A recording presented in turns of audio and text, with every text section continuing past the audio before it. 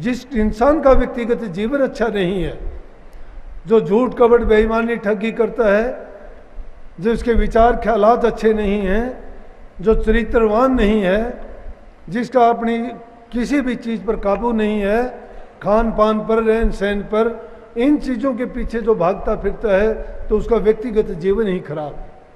दूसरा आता है उसका पारिवारिक जीवन। जिस इंसान का चरित्र अच्छा है, जीवन अच्छा है, उसका पारिवारिक जीवन भी बहुत बढ़िया मिलेगा।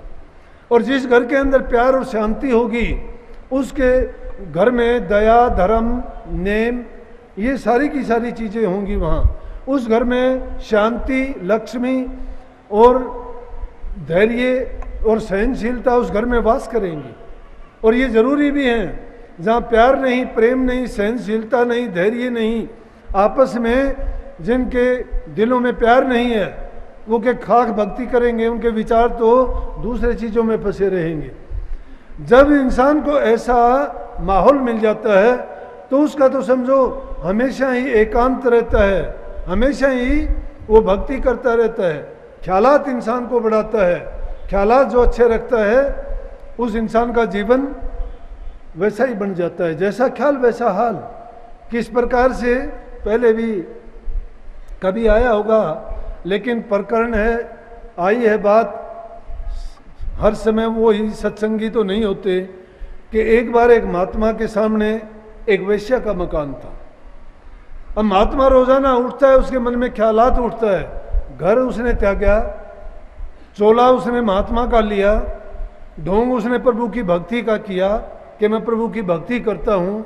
ख्यालात उसने अच्छे नहीं रखे, अपने विचारों पर काबू उसने नहीं किया। संतों ने इसीलिए कहा कि तुझे पराई क्या पड़ी, तू अपनी आप न मेड़, अपनी आप सोचो, तुझे दूसरे की क्या है। हम तो बुराइयां दूसरे की देखते हैं और अपना ख्याल ही नहीं करते। दोस्त पराया देख के चले हसंत हसंत, अपना याद न आम ही ताका आद न अंत। अपने का तो गिनती नहीं है, उनका कोई आद अंत नहीं, उनकी ओर ख्याल ही नहीं हमारा। दूसरे की छोटी सी बुराई देखते हैं, उसका बड़ा हंसते हैं, बड़ी उनका जिक्र चलाते हैं, इतना प्रचार करते हैं कि ये हो गया वो हो गया। क्या मिलता है हमें? अरे वो अपना भोगेगा। तो महात्मा जी के सामने वेश्या का मकान था, बुरे लोग आते जाते थे, महात्मा रोजाना देखता सुबह से शाम तक, और उसको ख्याल में यही आता कि देखो मेरा कितना दुर्भाग्य है कि मेरे घर के सामने, मेरे इस आश्रम के सामने वेश्या का मकान है। रोजाना बुरे लोग मत्थे लगते हैं, बोल नहीं सकता, कुछ कह नहीं सकता, लेकिन दुष्ट काम और पाप कर्म यहाँ होते हैं। इसने तो मेरा जीना हराम कर दिया। और ये ख्यालात करता, अब घर छोड़ा, गृहस्थ छोड़ा, बच्चे छोड़े, भक्ति के रास्ते पर चलने लगा, लेकिन ख्यालात को नहीं छोड़ पाया। वैसा है कि अपने कर्म के कारण, क्योंकि कर्म आदमी का जन्मों से पीछा करता है, वो पिछले कर्मों के कारण बेचारी अपने खोटे कर्म करती है। ख्याल है उसको कि मैं जो कर्म करती हूँ बुरा कर्म है, लेकिन मजबूरियाँ होती हैं कई बार, एक बार नहीं कई प्रकार की मजबूरियाँ इंसान से कुछ का कुछ करवा देती हैं, क्योंकि उसके पीछे के कर्म है, रास्ता बताने वाला नहीं था। अगर पीछे के कर्म भी थे, उस कर्म को मिटाने के लिए अगर वो भक्ति के रास्ते पर चलती, तो खोटा कर्म ना करके तो दो रोटी तो कहीं भी मिल जाती, प्रभु की भक्ति करती तो कर्म का जो कर्ज था उतर जाता। लेकिन पीछे तो खोटे कर्म किए थे, उनके कारण अब भी उसको खोटा जीवन मिला और खोटे ही कर्म करने पड़े। वो रोजाना सोचती है कि पिछले कर्मों के कारण, क्योंकि कि एक बात से नहीं, पुराने ज़माने में जो औरतें कोई गलत काम कर देती थी, उसको वैश्यालय में छोड़ देते थे बुरे कर्म करने के लिए। समाज में उसका कोई आदर नहीं था, उसको ऐसी जगह छोड़ते थे कि मारना फिर भी पाप समझते थे। इसलिए स्वामी जी महाराज ने सार वचन में लिखा कि सती जो सत से गिरे नीच घर जावे, सूरा हो रण तजे कायर कहलावे, पपैया प्यासा मरे और नीर नहीं पीवे, स्वाति मिले जब नीर उसी से जीवे। कहा कि जो औरत अपने सत से गिर जाती है, धर्म से डिग जाती है, तो उसको नीच के घर में भेजते। वो नीच घर यही था और कोई नहीं। तो सत्य से जो गिर जाती थी, अपने धर्म से जो गिर जाती थी, तो धर्म से गिरी हुई थी, पीछे के कर्मों के कारण वो परिणाम था।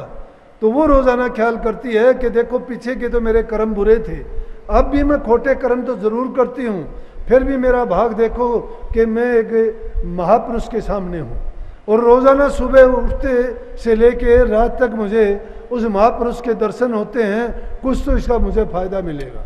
तो कहते हैं जब दोनों का शरीर पूरा हो गया और जब गए तो वहाँ पर पूछने लगे धर्मराज से कि धर्मराज जी कहने लगे कि बोलो भाई क्या कर्म किया है। बोले ये महात्मान लोग है, इसका क्या है। बोला जी इसको, धर्मराज ने कहा कि इसको नरक में भेज दो। महात्मा जी देख के कहने लगा कि मैंने सुना था कि दुनियादारी में ही अन्याय होते हैं, यहाँ भी रिश्वतखोरी चलती है, यहाँ भी हेरा फेरी होती है, यहाँ भी झूठ कपट वहीं चलते हैं, फिर धर्मराज कहाँ पापराज हो गया। ये तो धर्मराज हंसने लगे उसकी बात को सुन के, क्योंकि इंसान है, महात्मा अपने का गरूर था उसको कि मैं सारी जिंदगी महात्मा रहा, मैंने अपने मन इंद्रियों का दमन किया, मैंने कभी अच्छा खाना नहीं खाया, मैंने प्रभु का नाम जपा और फिर भी मुझे नरक मिला।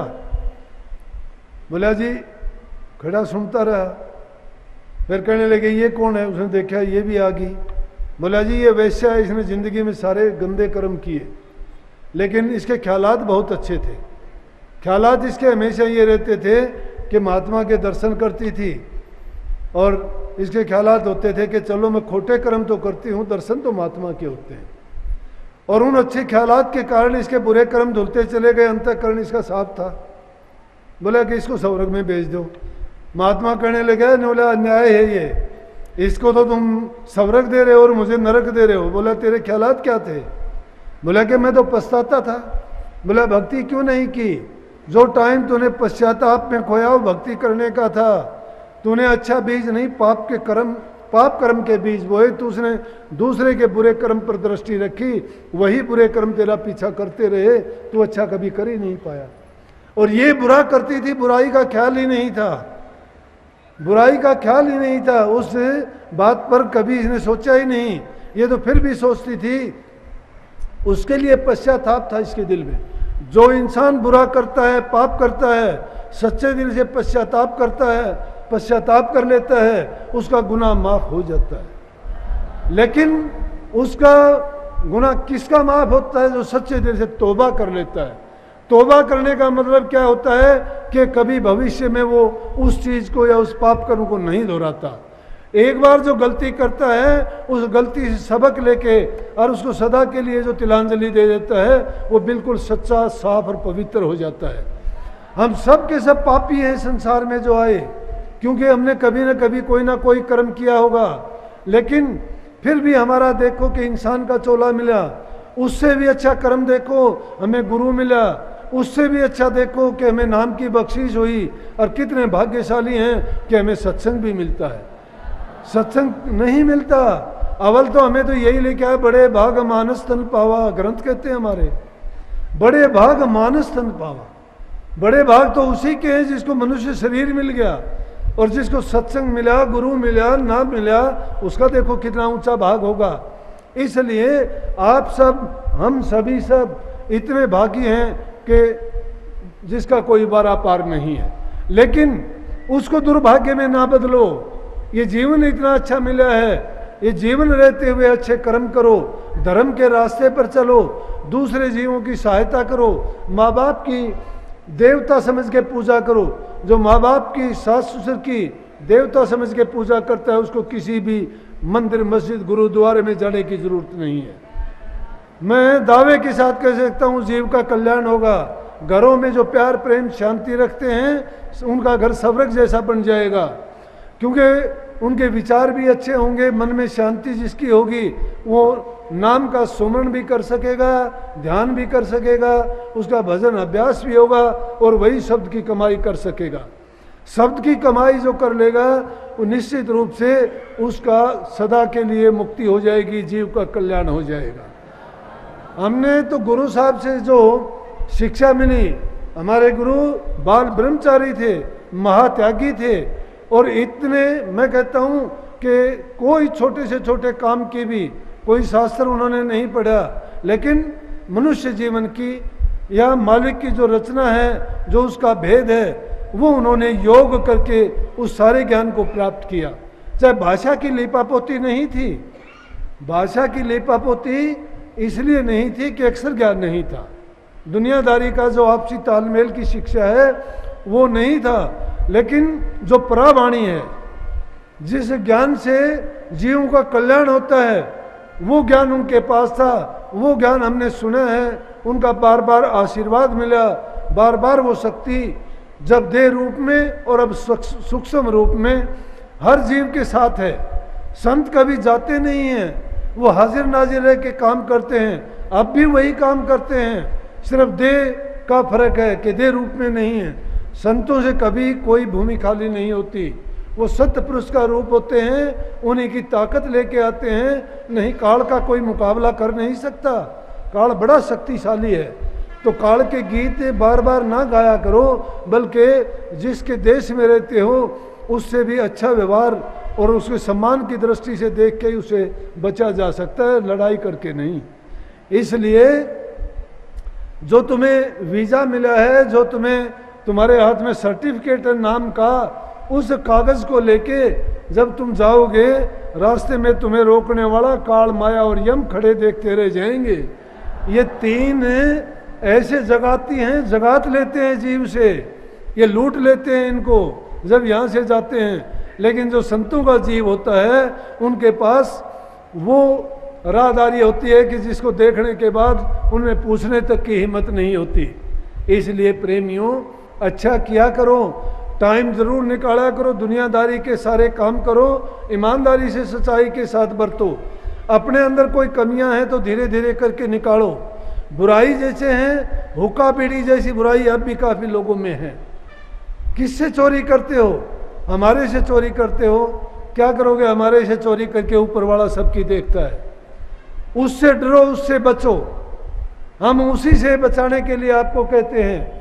अपने जीवन को अगर अच्छा सच्चा बनाना चाहते हो तो अच्छी बातों को अपनाओ, और अगर तुम ये चाहते हो कि बार बार इस काल के मेहमान बन के दुनियादारों में यूँ आते रहें, कष्ट और दुख भोगते रहें, तो फिर आपकी मर्जी। मैं तो जो गुरु का ज्ञान है, गुरु की शिक्षा है, एक संदेशवाहक के रूप में आप तक जरूर पहुंचाऊंगा। मुझे तो जो गुरु का ज्ञान मिला, मुझे पता है कि उससे मुझे क्या मिला है और मुझे क्या फ़ायदा हुआ है। लेकिन इसीलिए मैं मजबूर होकर आप लोगों को भी कहता हूँ कि कभी न कभी आपके वो अंदर वाली आँख, ज्ञान की आँख जब खुलेगी, जब गुरु पर ये आपका यकीन आएगा कि गुरु हमारा सत्य पुरुष के रूप में प्रकट होके हमें उपदेश देता है और हमारे जीवन के कल्याण के लिए ही वो देह रूप में आए हैं, तभी आपका कल्याण होगा। सबको आशीर्वाद। मालिक आपको सुख दे, शांति दे, समृद्धि दे, खुशहाली दे, मन में प्यार दे, अच्छा काम करो, अच्छा जीवन आपका बीते, आपस में प्यार प्रेम से मिल के रहो, घर में बूढ़े बुजुर्ग की इज्जत कदर करो, सबके साथ अच्छा और सच्चाई के साथ बरतो। मालिक आपको सुखी रखे हमेशा। राधा।